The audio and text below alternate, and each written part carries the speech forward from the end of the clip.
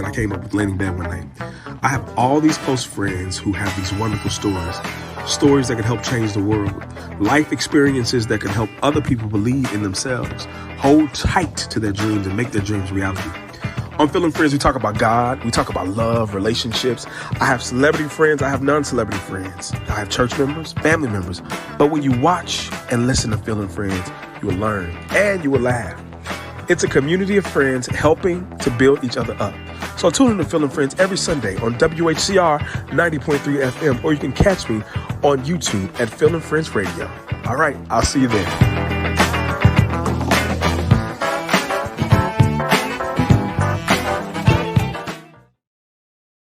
WHCR 90.3 FM, the voice of Harlem. What's up, everybody? It's me, Phil, and I'm back for season 3 of Feeling Friends, and I'm so excited to kick off season 3. I've got one of my good friends, a power player in Hollywood. Listen, she's a big deal, and I'm so grateful that she's given me the opportunity to interview her today to let you know who she is and the great moves she's making.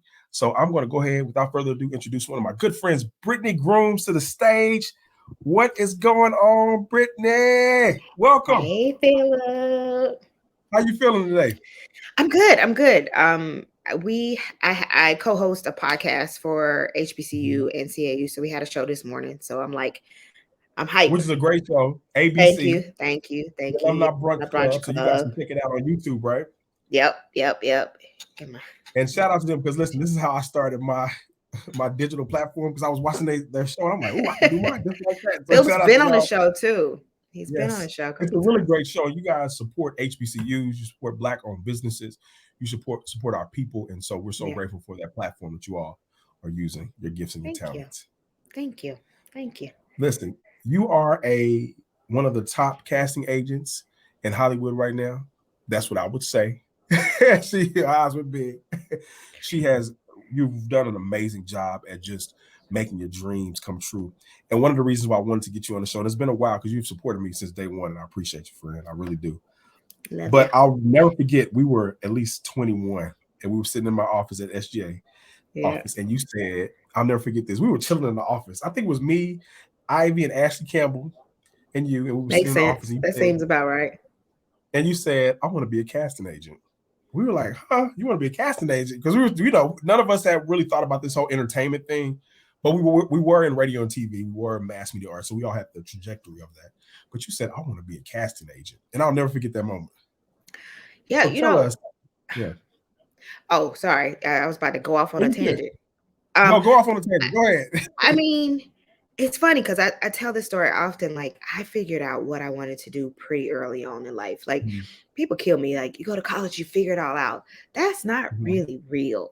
Like, that's a lie. You still got time after college to figure things out. And a lot of, things come to you. But I was blessed to figure out exactly what I wanted to do in college. I went to college to be Oprah, first of all, Philip. I don't know if you knew that, but your girl was trying to be Oprah. Your girl was trying to be Oprah. And then they turned the camera on me, and I was like, ooh, no. I don't really like to be watched. So I don't like that type of attention. So as soon as I call myself hopping on air, and the funny thing is, in high school, I did host like TV shows and stuff like that for school, and it was no problem. But for some reason, when I got to college, I did not like it anymore. I didn't like that. And so I went on this whole journey. It's like, well, if I'm not going to be Oprah, I got to figure this thing out. But the summer after sophomore year, I had like this internship at this random production company in Atlanta. I still to this day can't tell you what they did. It was literally a waste of my summer, and that was the summer. I think everybody, they had those random places. It was just like, what are we doing? We went to Clark Atlanta University. We went to Clark Atlanta University. And TV, mass com. CAU. Yep, HBC. Oh, I like that shirt. Thank you. I got it from the bookstore. So I had this internship. It was a waste of my summer. They were like, answer the phones. I was like, your phone don't ring. What? Anyway, I had come up with this. I don't tell this part of the story, but I had come up with this elaborate, I had come up with this elaborate lie to get out of my internship a couple weeks early because I was trying to be in the Atlanta streets. And so, and they were wasting my time. And so 2 days before my last day, they started casting a commercial. And mind you, this was in Atlanta when there was not, like, Atlanta is a huge production hub right now, but Now, it was yeah. exactly, it was not when we were Mhm. in school and we were there. The only That's thing that oh was 06, oh there, 07. It was not the yeah, boom yet. It was not what it it was is now. not. And the only thing that was Mhm. there was Tyler Perry Studios and Mhm. Rainforest Films. I don't know if anybody Right. Yep. remembers I do. Yep. Rainforest, but those are the only Mhm. thing that was there, like, production wise. And Mhm. so they started casting a commercial, this production company. And I was sitting there, I was a sign-in sheet girl. So, like, I was literally Right. like telling the actors to sign in and telling the people when they Right. were there. And I was Mhm. sitting in that room full of actors, Mhm. and that'll make sense as a story goes on. But I was like, I don't really know what this is, but there's something about this feeling that I really like. And so I just kind of started researching what it was and what Mhm. the casting process was. And I remember right after that, I got an internship in an agency, and I was like, Hmm. this ain't it. This don't give me the same feeling. This is very different. Mhm. Because agents who rep actors, that's just a whole different part of It's the a whole business different, that yeah. I'm Mhm. not, drawn to. But, like, I kind of decided at that point, I was like, I really like this feeling. I couldn't describe it. I Right. didn't know what it was, but I really liked that feeling. And so Mhm. I kind of made up my mind. Junior year of college, this is it. Yes. This is what I want Right. to do. And it wasn't even like, oh, I think I'm gonna try it. Like, it was like, no, this is it. So when I told you, I was like, I want to be a casting Mhm. director. Like, that is it. Yeah. That's what I want to do. I remember vividly. Yes, you said, "This is what I And wanna do." You were like, it's "Huh? What is literally, that?" it hasn't changed. It has not changed. The Yeah. versions of casting has changed throughout my life Mhm. and journey, but, like, I figured it out. I don't know Yeah. what it was, but I It figured is it out. such a thing. I guess you can speak about manifestation and saying, "This is what I wanna do. This is what I desire to do, and I need the path, the Lord, universe to make it happen for me." Could you speak to that a little bit? I'm gonna say this, like, I don't I don't know that I've always called it manifestation Mhm. or where it lies, because there's prayers in there, there's Right. universe, there's the Lord, all of that for me. Mhm. But, like, at this point in life, looking Mhm. back, manifestation, whatever you want to call it, is real. Okay. It really So is. much so that this is kind of hopping, the whole trajectory of a career, which we could definitely go back to. But, like, Mhm. my current job, I'm Mhm. the director of casting for Netflix. I'm the first one. Netflix has never had a casting department. Right. So I am building a department from the ground up Wow. at this conglomerate of a company. But this is a job that I wanted for years. This Really. is a job that I put on my vision board in Mhm. 2018. When they weren't thinking about me, I was thinking about them. Thinking about And I them. put it on my Right. vision board, and here I am. So, like, Mhm. there's a lot of little tidbits of that for me in my life, but, like, Mhm. if I ever question manifestation or whatever, I don't really feel like I can question it anymore at all. Right. Absolutely. I was telling you this before we got on the call. Like, you are one of our friends who have, we all have these dreams. We're all living this, but you are the one person's like, yo, I'm about to do this and I'm about to make it happen. And we're about to do it. And so we appreciate you because we look at you. I know we look at you and we say, oh, well, she's doing it. So it gives us a little hope. And listen, when God blesses somebody else, he opens up the window and pours out a blessing for somebody else, somebody else. So you have been that person to help people. And I got to tell the audience, Brittany Oh, was one of the first people to give me an audition. I Now I did. bombed the audition. It was horrible. It was the worst audition ever in the history I of did. auditions. It was But you gave me funny. one. It was when I first got to LA. I think we got there at the same time. Yeah. And you pulled me out there when you said, Phil, I don't know what's going on. I was like, I don't know either. Let me get my friend. Let me get him Right. together, But we because were, audition it, wasn't that great, but I it knew was he so many had so people much in more there. in him. I think I was so nervous. And I was young. We were like 22. Yeah, We were yeah, young, yeah. But I But knew he just, had so much in him. So I was like, yeah, I appreciate you friend, for that. what we doing? Let's get this What we together. doing? What's going on? So I appreciate you. Let's go back to South Carolina. Mhm. Because you said about prayers. And I want you to talk about the growing up in South Carolina out Yeah. there. Now, did you grow up in the Um, boondocks? Were you out there yes. So in this the is the thing, country? though. I'm Mhm. not sure that most people know. I was actually born in Atlanta. Okay. I lived in Atlanta till I was in the fourth grade. Oh, Then okay. I I didn't moved know to that. South Carolina. My mother's from South Carolina. My whole family's Mhm. from South Carolina. Mhm. And then I went back to Atlanta for college. So Okay. Atlanta's a little piece of me, but, like, my formative years was South Carolina. So I'm from South Carolina. Okay. Yeah. All right. Um, and I'm from a small town. I'm from Greenwood, South Carolina. It's a small town. And, the funny thing is, everybody thinks South Carolina, think, oh, racism and all this stuff. And, like, Mhm. it wasn't that big of that all of that wasn't a big part of my growing up. I don't know. I think it was the way that I was raised. Like my mom always raised me to kind of like, I hate this term now because we really not supposed to say that, but like colorblind and all. Like I had friends, Okay. I had friends, I You had had all kind of white friends. friends, I had black friends, I had all kinds of friends, and it was it was easy for me to be the only black person in a room full of white people. Like nothing. Like in a lot of my classes, I was a competitive dancer and a cheerleader, and like Oh, I was I totally forgot about you oftentimes, dancing. yeah, I was Wait, we oftentimes have to get like, back to that. She's an amazing dancer, y'all. We oh totally forgot. gosh, I totally forgot you were a dancer. sis But threw go her ahead. back Sorry. out in college and ain't danced really Yes. since, but Right. love dance. But like Mhm. it was oftentimes that I was the only black girl in the room and wouldn't think twice about it. Mhm. Like Yeah. it would be very natural and a very natural Mhm. atmosphere for me. And and I think that had a lot to do with why not it had a lot to do with it, but it just my Mhm. whole family went to HBCUs. They went to I actually remember one that. HBCU. My whole family went to South Now, Carolina what was the State. HBCU? They went to South Carolina State. Okay, South Carolina. Yeah. Okay. Okay. My mom, my aunt, my cousin, all my most of my family went Mhm. to South Carolina State. And so I was always gonna Okay. go to a HBCU, but I was Mhm. very much so like so I had to get out of South Carolina. Like I had Oh, to yeah, get of out of South course. Carolina. And not Of that course, yeah. I love my hometown, but I Mhm. never quite felt like I belonged there. Mhm. And I don't want to say that because it was home and I loved it, but I always felt like there was so much more in the world. Like it was like so much Absolutely. more that I had to explore. So I was Yeah, always absolutely. like dying to book out of the system and get out of South Uh-huh. Carolina and stuff like that. And I still had a little bit of Atlanta in me too, Mhm. holding on to that. And so, the way I was raised was like where I am now was not something that was really a reality, but it was something that I've always strived to get Mhm. to, but that I Mhm. didn't know Right. what it was. Right. And like my mom literally always told me, like she was a person that's like, you can do anything you want. And I Mhm. believed it. you Absolutely. know, like I Yeah. believed it. So like it was I think that's always why we're like all bigger friends than too. me. Not to cut you off.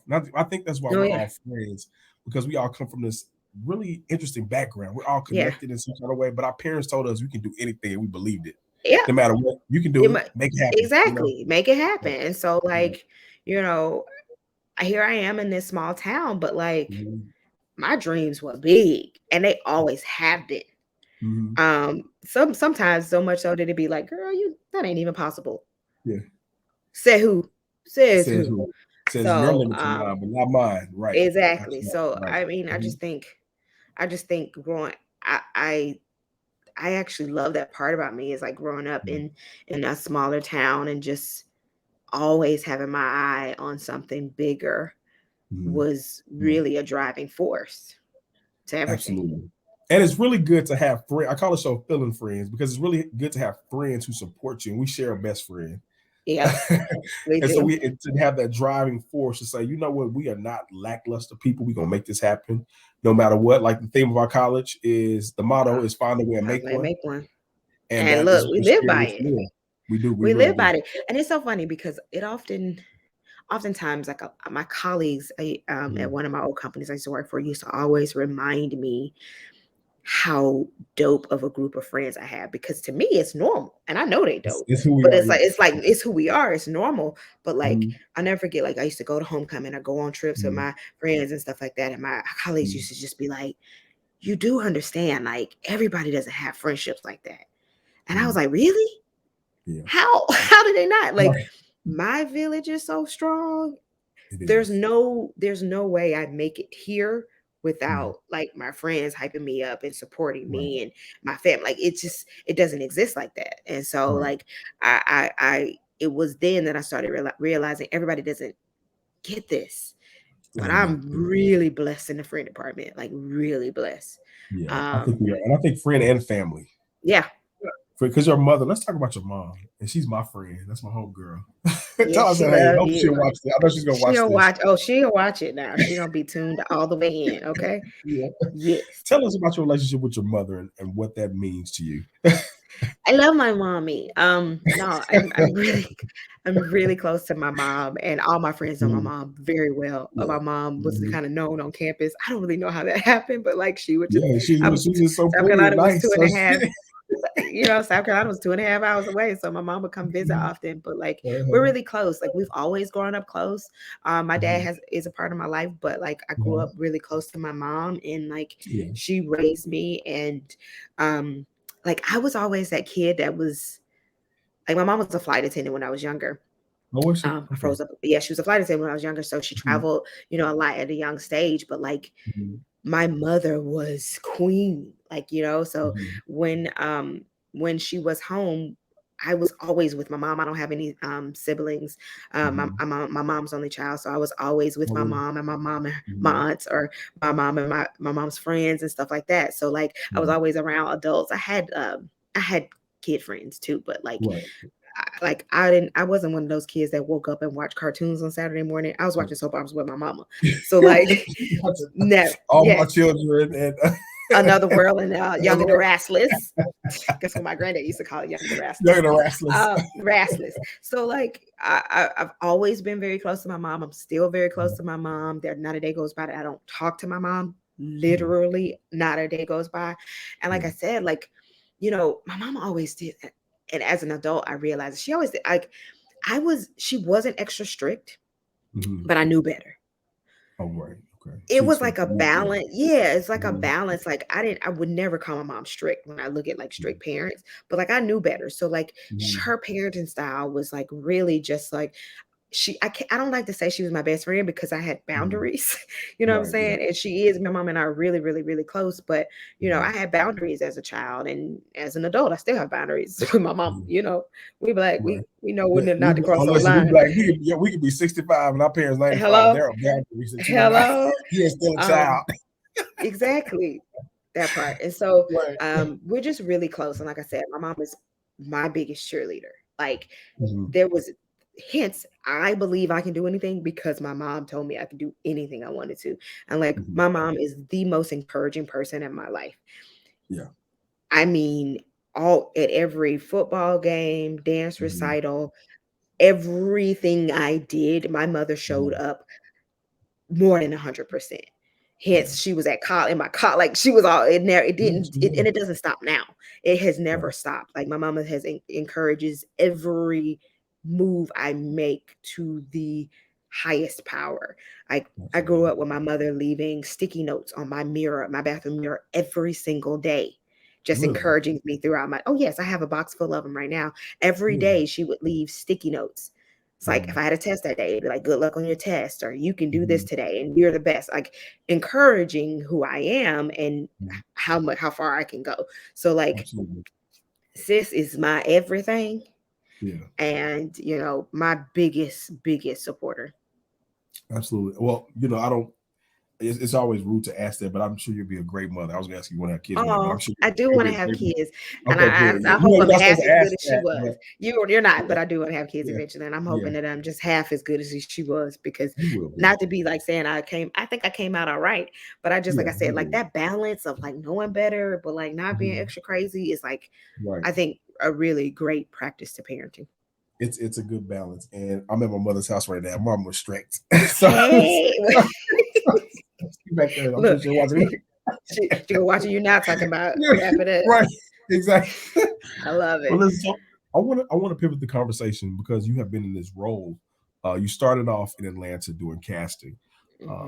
I don't know if you can name where you were. Can you name where you used to be, or is that? I mean, it's a part of my history, I guess. Like, I've worked in a little bit of every part of casting there is, except theater. So, my first job in casting was for reality TV. So my first job was oh my God, I was an intern. This is when I was still in Atlanta in college. I was an intern for this production company that casts like the shows. You remember Flavor of Love and I Love New York? I do remember that. Yeah, because I worked on those shows. Right? Yeah, probably. Wow. I worked on those shows. Wow. I interned on those. I worked for Tyler Perry Studios before I left Atlanta, a couple other productions, and then came here, did a lot of freelance casting work, and went back to reality.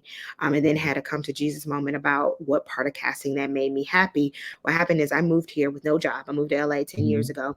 I didn't have a job. I just had a dream. I know that's the cliche, but it's exactly how it went. You quit working. This is when you were at Tyler Perry, right? You quit working there, and then you came over to LA to find something. when I was in Tyler Perry Studios, I worked there for 2.5 years. I felt like there was more out for me to, do. And the funny thing is, I had contemplating and actually did a lot of work to move to LA in 2018. I came out here, I found an apartment. Me and Ashley was gonna move together. Came out here, found an apartment, all this stuff, blah blah blah blah. Ashley who, Campbell? She was transferring her job. It was a whole thing. Came out here, found an apartment, went back to Atlanta and cried for like a month. What? I hated it, Philip. I hated it. I did not want to move. I was like, I don't like that place. LA to me listen, felt, you ain't got to tell me about LA. Exactly. It felt so lonely. It's like, here I am in this big city, and I felt like I was the only one here. And so this was 2008. I came back home, and I was kind of, I'm one of those people, like, if I say I'm gonna do something, I do it. So I kind of felt like I was holding myself hostage to move into LA because I said I was gonna do it. And eventually, like, my friends sat me down, my roommates at the time, Ivy and Tiffany, sat me down. That's my two best friends. They sat me down and was like, look, sis, you don't want to do this. Why are you forcing yourself to do this? I was a mess. And then timing wasn't right. Like, timing was not right. It was not. And timing is everything. You have to do stuff right. You got to do the God's timing and just make sure it's right. Yeah, but I wouldn't have made it. I would have been back in Atlanta within a split second. I wouldn't have made it. I would not be where I am to now if I had have moved in 2018. So I decided not to move. So then I was like, what am I going to do? Remember, in college, I figured out what I wanted to do, exactly what I wanted to do. So here I am, not knowing how to get there, because, like I said, Atlanta wasn't popping in production the way it was. So I was like, well, I need to work for Tyler Perry Studios or Rainforest. That's it. So my phone would remind me once a month to email Tyler Perry Studios my resume. And I would email every month. And I never heard anything. On the 12th month, literally a year later, I got an email that said, thank you. That's all it said. And I was like, oh, Lord, there's a thin line between crazy and persistent. Yeah. And I think they think I'm crazy. So I'm going to back off. I'm going to chill. Thank you, lady. Exactly. I'm like, okay. That's like, thank you, lady. We got it. With the same email. We got it. But 2 weeks later, they called me in for an interview. And so that is how I got to Tyler Perry Studios. And worked there for 2.5 years. And I was like, it's got to be more out there. So I made the decision. I'm going to try this LA thing again. I'm going to take one more job before that. And I'm going to move. I'm going to save up my money. I'm going to move. And I did it. So I saved my money. And and on 4/20, 2011, I got on my little one-way flight to LA without a job. I had to make it, So I was telling you what every company. So I got here. I got 2 weeks after I got here, I did get a job back in reality. I was doing really well in reality, working on some really big reality shows, and found myself very unhappy. And I was like, and that happens a lot too, Britt. That happened with this, and you can talk to people growing up. You're gonna find yourself unhappy, because I was the same way. I was trying to figure it out, and I finally got to the point where I'm happy. You're gonna go through those moments. There's gonna be kids watching. It's a journey. You just have to go through it for sure. Yeah, it's a journey. And here I was like, oh my God, like, I'm doing what I love to do in a city that I wanted to do it in. Like, things are happy. Why aren't you happy, girl? And when it came to like work, I started thinking about, like, what was it that drew you to what was it that drew you to this? And if you think back, I was in that room full of actors telling them to sign in. That's a different type of energy. When I'm working in reality TV, those are not actors. Those are people, regular everyday people that want to be on TV and that are prepared to do and say anything they can to get on TV. That's not the same skill. And I'm not saying those people don't have skill and talent. Like, I'm not dissing that at all, because that's it's not people who went to Yale and Harvard. It's not that. It's not actor energy. And I was drawn to actor energy. I'm obsessed with actors. That's why I do what I do. I'm obsessed with the way that they transform, and I could go on and on and on. But like, I had to like reevaluate, because here I am, like, I'm casting. No, girl. This is a more specific dream. So at that point, I was like, no more reality. I can't do this anymore. And I quit And I was like, I gotta do scripted stuff. So I started like doing freelance and stuff like that. I worked for ABC at one point, and then I worked for Disney for in the live action casting department for 6.5 years. I And I left went to, Disney. let me just stop and say that I went to Disney with her, and that changed my You life. I was did. like, I got to be back. I got to do something, because I went up there. I was working for this shelter helping people in Los Angeles, and Which we had some changed my amazing, life. Which changed yeah, my it life. was a good thing. But I They went about up to there. I get was this like, couch. I'm about to oh, donate really? this Okay, couch to good. Union Shout out to Rescue. them. Shout Yep. out to the Rescue Mission. Yeah. But when I went up there to your office, I was like, dang, is this? Listen, when I saw all those cars, I was like, wow, is this casting? I mean, it was a energy. The energy was different, Yeah. because I had never. You always passed that building.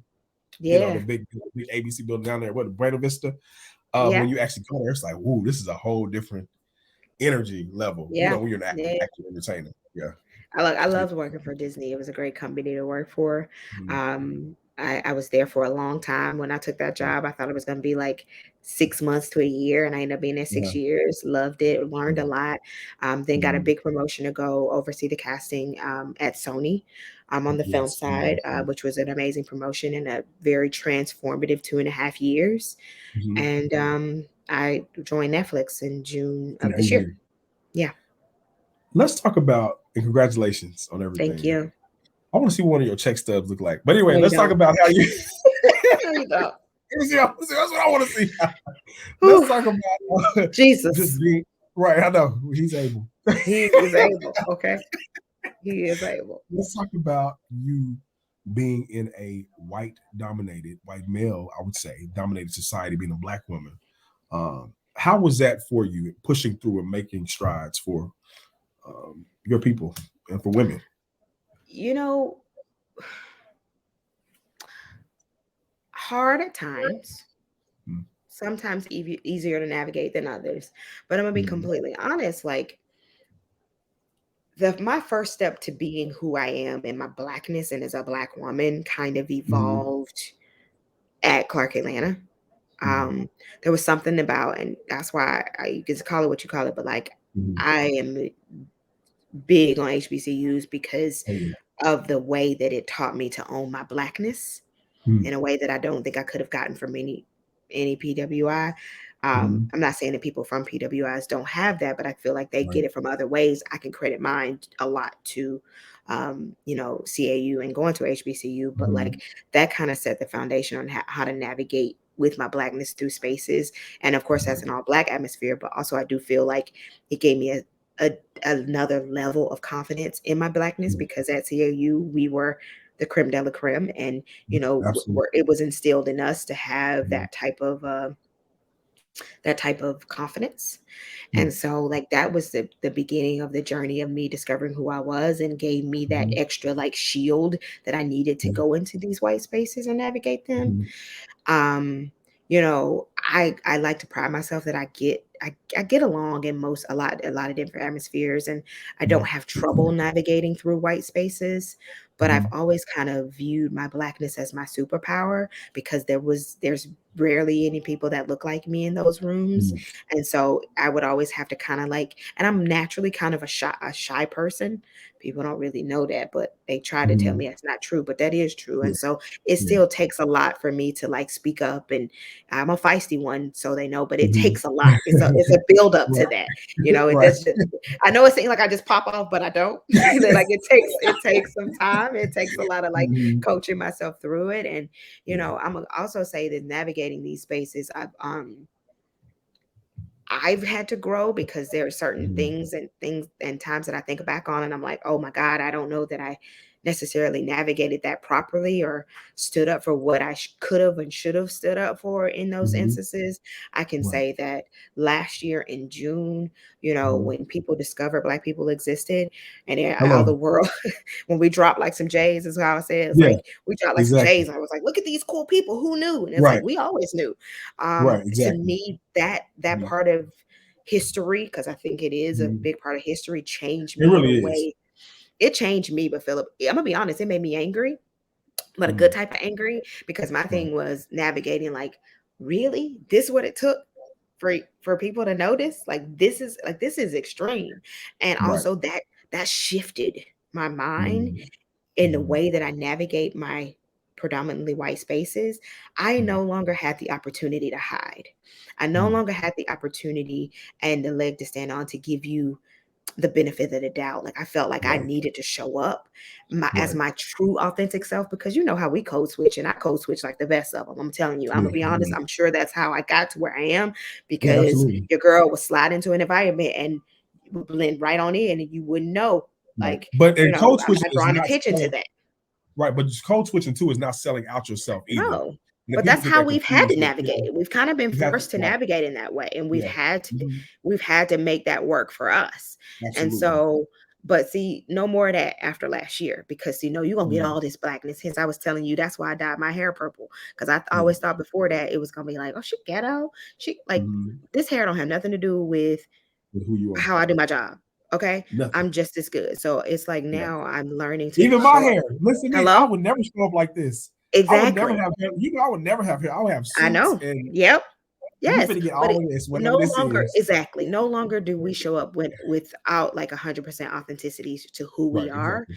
And so, look, a lot of times I've given people the benefit of the doubt, and in my head is, oh, he didn't mean that like that, and then no, he did. Exactly. They meant exactly what they said, and they said it on purpose. But you finna get all of that. So none of that anymore. So like I said, like navigating through these spaces. Sometimes I'm gonna be honest, I know this is an unpopular thing, was easier than one would think because of the code switching and because I did it so well. But then sometimes there were times that I look back and I'm like, oh girl, you should have said something. You should have done something. And so I'm still learning. But I do know now that we don't change the world, and like especially my business doesn't move forward. Like if I'm at this table, there's no need for me to be here if I'm not representing my people in the truest form, because I need to expose those people to what this blackness is all about. So now they understand and see it. You know, I can't show up like them. They got a version of themselves. They know that life. So I got to show up like me. And if I'm going to be the only one in the room, which I am not nowadays, let me tell you, I work for a very, very diverse company. That's really good. It is phenomenal to see the diversity around the company that I work for now. But like, if I'm gonna show up, you're gonna have to get all of this, because that's the only way. And I work in entertainment too. Like we need content that is for us. And like, and even if it's not by us, I saw something yesterday where somebody said, I need Black content that is not about being Black. And that's just authentic, deeply rooted Black content. But like nobody's gonna understand if we all showing up trying to act like somebody else. Yeah, absolutely. So that's true. I wanted to ask you, what advice would you give actors who are trying to act, who want to meet you? Like, I'm sure you get everything. I'm sure your DMs are filled with ugly headshots like this, and what you bad lighting, you know, horrible realism. What advice would you give? I'm sure somebody's watching is like, okay, I need him to ask a question about that. What would you give them? Like just some simple. Oh, I know it. Yeah. If you can picture yourself doing anything else, go do that.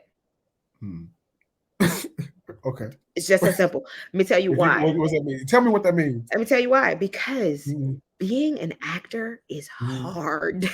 Oh, you ain't got to tell me. I'm going to talk to you out loud about what I just did. Yeah. It's hard. It's not easy. Hard. And easy. I could never. I'm gonna tell you that I could never. It is so hard. And it takes so much of you, so much of your soul, so much of it. So if you can see yourself doing something else, you should probably go do that, because I believe that actors and really successful actors, or either if you're not successful and you're on this actor grind, they can't see themselves doing anything else. You gotta want it, and you gotta want it 100%, because the million no's that you get to even get to the yes, or maybe not even yes, because I'm not going to be selling pipe dreams, because there are a million amazing actors out there that will probably never be discovered, which makes me extremely sad, but that's just the reality of the world that we live in. And you know, and another thing that I add on to that, if this is your thing and this is what you're going to do, don't let nobody tell you to do anything differently. Don't let nobody tell you you're not supposed to be here, and work on your craft. It is not about being famous and being famous and being discovered. It is a craft. It is something you have to continuously work on and strengthen your tool. You can't just sit around and just wait for somebody to watch something or to discover you and we'll look at that headshot. You can't do that. And especially in 2021, when we got iPhones and everything, go shoot something. Right. Go get you a friend who can write. Make some content. Get your reel. Content. Make your own way. Hello. Get you a friend who can write. Get you a friend who can direct. Get a whole group of friends who can set up this here phone on a little tripod and set it up and make your own content. Like you no longer need to be sitting around waiting for somebody to discover you. Absolutely. Do what you can. And the more and more you get in front of that camera, the more and more it becomes your best friend. And the more and more comfortable you get, the more and more vulnerable you get. It's just, so like stop waiting for everybody to give you your big break. Break yourself. Thank you. Break yourself and work. Yes. It's work. And it's work. Acting is work. Trust me. I just did a film with my mentor who he was like, you're finally an actor. He told me you're finally. I have to show you because I took myself to a place. I was like, Lord, where did I go? I think the Holy Spirit came down because I was like, I don't know if I'm being. But look at how long you've been trying at this thing, forever. To get to that space of vulnerability. Absolutely. It doesn't. The overnight stories, let me tell you, it is a lot less of those than the ones who've been. That's why I hate when people are like, oh, this new actor. Child, you don't know how long that one actor has been trying for years. And just because you just figured out who they were, that does not mean they are new to this scene. They have been working for this one opportunity that exposed them to different people for years. And I always say that, especially with Black actors, we always seem to make it later in life when people be 40, 30, you know how it is. And not mainstream either. Like we make it in Black spaces. In the Black space, like Taraji is a perfect example. She finally made it huge in the mainstream, but she had been working for years to get where she is now. Yeah, it's so many stories like that. Yeah. Final question: what would you tell your younger self? What would you tell Brittany Grooms at 22, 19? What advice would you give her? Be patient. Go back in time. Be patient. The road may not look the way you think it will. But just drive. Just go with whatever's coming. Stop trying to control everything. Be patient and just go with what's coming your way. I'm a control freak and I'm not patient at all. Still working on that. And so I just think that, patience is everything, especially when you're trying to make it towards your dreams and just looking around, comparing. Stop that, sis. Stop comparing yourself to everybody else. Your time will come and it may look different from what you thought it was, but it's gonna be beautiful still. Because I don't know. I didn't plan my career the way it has come. Like I'm in a very different place than I thought I would have been, but in a really good place. So it's just like you don't get to. This ain't really your plan. You just got to put in the work to get to whatever's supposed to be happening, but you don't really get to plan it out the way you want to. Right. Well, God has a plan for us all. Yes, He does, and He's going to work out everything. Brittany, thank you so much. Oh, I just love you so much. I love you. I'm so happy to be here. I'm so proud of you because you remember we talked about radio days in college too. Yes, so I always used to be like, Philip has an amazing radio voice. You have been so supportive. Like, can't you picture, like, just imagine everybody, Philip talking in your ear and the slow jams at night. Like, that's just like the voice of Harlem. Like, he's a perfect radio voice. So I appreciate you. You have been so supportive. You've been a good friend to both, me and Ivy. And I just wish you the best. And I know everything is going to work out for you and it's going to be well. And continue to help people with their dreams because you get blessed. That's the goal. Like I'm telling you, one of the best parts about my job is when that person gets that job and you can be the person to give it to them. Oh my gosh, that amount of joy is amazing. Thank you. You started Well, hold tight in the green room for me, all right? Okay. All right. We want to thank my good friend, my really, really good friend, Brittany Grooms, for coming on there. She's back. Listen, y'all do it while you're here. Listen, look her up on Instagram. She's a wonderful, amazing person. You're listening to Phil and Friends right here. I'll see you next time, same place. You can also check me out online on WHCR 90.3 FM, or you can check us out right here on YouTube. We'll see you next time. All right, holla y'all. Peace. See y'all later.